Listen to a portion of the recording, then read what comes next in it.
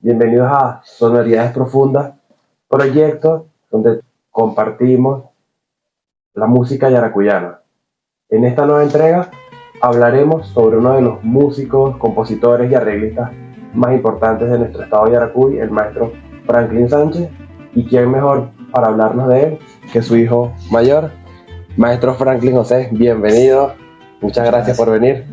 Antes de hablar sobre la vida musical y la obra del maestro, quisiera que me definiera en una palabra, en una frase, lo que se le viene a la mente cuando le mencionan al maestro Franklin Sánchez. Una palabra siempre ha sido papá. En lo musical ya sí es muy demasiado y una grandeza para hacer cosas. Fue adelantada realmente para su época, porque fue muchacho de los 60, que fue cuando empezó a hacer su música y su cuestión, hasta los 80, que fue cuando murió. En una sola palabra, papá. Sí. Nació en San Pablo. Nació en San Pablo el 4 de julio de 1943. Su carrera musical la comienza aquí en San Felipe cuando se trasladan cuando él tenía aproximadamente 5 o 6 años, que el hermano mayor empieza a estudiar en el Aristides Rojas. Entonces es cuando se trasladan aquí. Y mi abuela fue quien le enseñó los primeros tonos en el 4, cuando él apenas tenía 4 años. Casualidad de la vida, 4. Y luego le enseñó los primeros tonos en la guitarra, que a ella le gustaba mucho. Agarraba su guitarra y se ponía a cantar. A mi abuela le gustaba mucho eso. Y de ahí en adelante, bueno, todo fue por oído.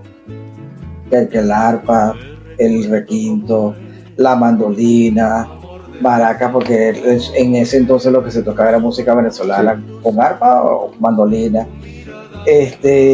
bandola, llanera también. O sea, todo eso lo fue estudiando poco a poco, porque mi abuela tenía la costumbre de escuchar radio, y por supuesto que entre propaganda o entre novelas le colocaban música.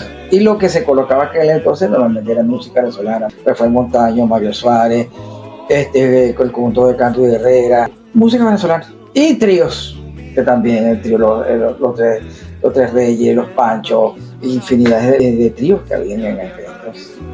Se reunía lo que es hoy la calle 14, avenida 3 y 2, ¿no? Esa es una de las direcciones, porque es que mi abuela fue perseguida política. Entonces ellos se mudaban constantemente porque no podía estar en el mismo sitio. Entonces las amistades siempre llegaban donde estuviesen. Entonces, estuvieron en Independencia pasada a San Felipe, y así estuvieron, pero fue un sitio en específico. Okay. El último sí fue ya en la Segunda Avenida. Eso fue ya en el final de los 60, cuando mi tío José le regaló precisamente esa casa a mi abuelo.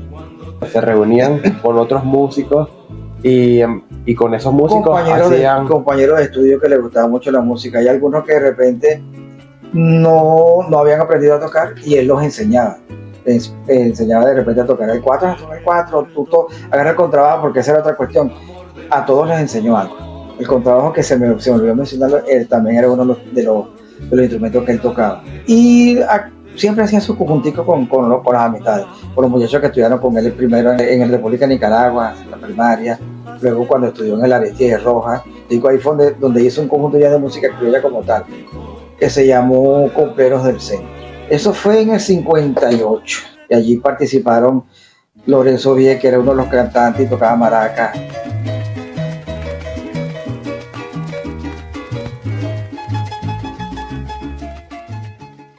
Tomás Antonio Silva Villanueva, que era el que tocaba el 4 o el contrabajo, también aprendió a tocar arpa. José Francisco Sánchez, todo el mundo lo conocía como Francisco. Él cantaba normalmente y tocaba las maracas, y también tocaba arpa. Juan Barrada, que le decía Juan Chuto, él tocaba el 4. Había un señor que se llama Hernán Chirino, también tocaba el 4. Había un señor que cantaba que le decían Chicoloyo, como que era que le decían. Pero todos eran por lo menos ellos vivían por la Independencia, al final de la 25, cerca del cementerio. Por allí también estuvieron viviendo, por allí ensayaban. Se reunían y ensayaban. Normalmente era música venezolana. él llegó un momento a hacer tango, pero lo hizo a versión de él. Y ya cuando él entra a la universidad... Él entra a la universidad en UCB en el 62, empieza a estudiar ingeniería civil, y entonces cuando él empieza a estudiar música como tal, porque antes de eso él era completamente de oído, empírico completamente. Entonces entra a la escuela de música del conservatorio José Ángel Lama y se encuentra nada más que con el maestro Vicente Emilio Sojo, y él es uno de los primeros maestros de mi papá. Cuando él le hace el examen auditivo, pasa muy bien su examen, el examen rítmico también. Lo único era que no leía, pero no sabía leer la Vicente Emilio se encargó de eso y le enseñó realmente a leer y muchas de sus canciones. Entonces cuando él empieza a recuperar sus canciones, la empecé. El universitario lo crea cuando, o sea, no pudo culminar su carrera en la UCB, se traslada a Valencia y empieza a estudiar en la Carabobo. En la Carabobo empieza a estudiar administración. Allí es donde realmente crean el trío universitario. En mayo del 65, cuando estudiaba cada uno su carrera determinada. Mi tío Toño estudiaba Derecho, abogado. José Francisco Sánchez estudiaba Medicina. Y mi papá que estudiaba administración. Allí hacen el trío. Y la primera grabación ellos la hacen en el 68. Casualmente en mayo del 68. O sea, 3 años después de creada el trío universitario. Claro, habían tenido sus presentaciones, todo era... Ellos tenían un programa donde eran invitados todos los días, de lunes a viernes, a la hora del mediodía, por cierto. Tenían que tener muchas canciones montadas, ya sea de los Tres Reyes, de los Pachos, trío Calaveras, tríos famosos para la época. Que además de la música instrumental, el maestro también continuó un poco su legado con las voces. Hizo mucha música polifónica, hizo mucha... Claro, en la época donde él estuvo, cuando él estuvo en Caracas, él escuchó mucho al quinteto Contrapunto, y él venía ya con ese espinita. Cuando llega aquí a San Felipe en el 69-70, que luego crean lo que es el tecnológico y él es profesor de música, él empieza primero, crearon un grupo, un quinteto que era de música mandolina, que la tocaba Manuel Freite, 4 lo tocaba Saide Gutiérrez, la guitarra la tocaba William Alvarado y él tocaba el bajo, y había una persona que cantaba que era Gerson Casanova. Eran 2 estudiantes, porque en aquel entonces tanto Saide como William eran estudiantes del tecnológico. Las otras 3 personas sí eran profesores, el cantante era Gerson Casanova. Después de allí empiezan a integrar al grupo estudiantes, inicialmente como estudiantina, los prueba cada uno las voces, y es cuando crean cuerda y voz elite, ya polifónicamente.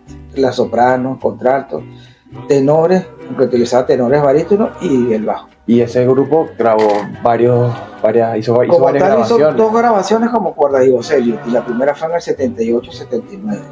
La segunda fue en el 81, creo que fue cuando los 250 años de San Felipe, que precisamente también le pidieron que compusiera un tema por los 250 años de la ciudad, y siguen como policromía en voces. Y ahí graban el tercer disco, que eso fue en el 83, cuando los 200 años del nacimiento de Bolívar. Que el maestro, aparte de trabajar con las voces, música más instrumental venezolana, también pertenecía a un grupo que él tocaba contrabajo, había trombón, había saxofón, había más percusión. Esa es la época donde estuvo en Valencia. Se llamaba la Orquesta Universidad, había otra que se llamaba Orquesta Batirí. Varias orquestas de Valencia de la época, del 65 al 70, que fue cuando él estuvo allá como músico. ¿Y no hizo ninguna grabaciones con ese grupo? O solamente eran presentaciones. Con la orquesta de Valencia no. Aquí en San Felipe sí crea su agrupación. Como a él le gustaba mucho la fruta, le nombró a su agrupación así, Patilla y Melón. Él hizo de bajista, aparte de arreglista, hizo de bajista, vibráfono, y en uno de los temas le hizo una segunda voz a Oscar Silva, y los coros. Le gustaban los coros así, estilo como era la Sonora Matancera, que era un coro finito. Así muchas veces hacía los coros.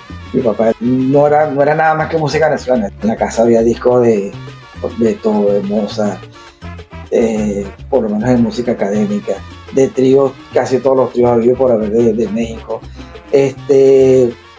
de cantantes líricos, Alfredo Kraus, de Billo. toda la colección de Billo hasta del año de la pera, en los 40 hasta el 80, que fue cuando murió, que tenían gran parte de esa colección.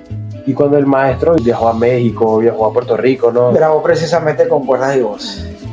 Fue con las cuerdas y voces del Yuti a México. A México. Fueron en 2 oportunidades a México, una en Panamá, Puerto Rico, a Ecuador. La mayoría de las universidades de esos países. Y una que otra de presentaciones que hacían fuera de las universidades. Pero casi todos eran cuestiones estudiantiles. Con Patilla y Melón sí también llegó a salir del estado. Y con el grupo de música criolla también, el último conjunto que digamos que él hizo, que se llamaba La Sanchería, que fue conformada por él tocando el arpa y sus hijos, mi persona en el bajo, Frederick en el 4 y el menor tocaba las maracas. El Azaragudo sí como tal lo conocí yo de pequeño, que él fue bajista precisamente de Conticino, que grabaron en el 68, pero yo estaba muy muchacho cuando él llegaba aquí a San Felipe, era casi la Ascensión. Y además de tener una importancia musical muy relevante dentro de lo que es la música yaracuyana, ¿qué impacto tuvo su música? También tuvo su impacto, no tanto como hijo, sino como músico, porque a mí me tocó irme de San Felipe con 16, 17 años. Y estando en Valencia, en más de una oportunidad yo me encontré con músicos. Ellos me decían, mira, usted me parece a un amigo mío. Ajá, ¿y a quién será? No, uno que es de Yaracuy. Ajá, ¿pero a quién? Franklin Sánchez, ese es mi papá. Tanto, o sea, como músico, como persona, era excelente. En Caracas, cuando llegué en el 89, 90, también en una oportunidad me encontré con algunos músicos y que me preguntaron, mira, ¿dónde eres tú? Entonces me decían, yo conozco músicos de allá. ¿Cómo se llama? Franklin Sánchez, ese es mi papá. También en Caracas también fue muy conocido Franklin Sánchez. El maestro compuso aproximadamente unas 90 o más de 90 obras, de las cuales la mayoría están resumidas en 2 libros. Él empezó a escribir sus canciones.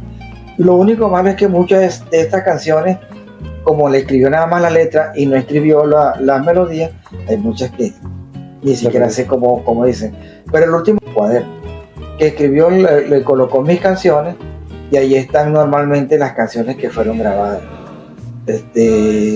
Una canción que le grabó Lorenzo Guille, que es una canción que le grabó Los Bustillos del trío universitario. La primera fue Mi San Felipe, luego lo hicieron un grupo universitario. Esa obra se presentó en un homenaje aquí en San Felipe, creo, sí, en el año 2000, si no estoy mal. Hay varios homenajes que han hecho con ese tema.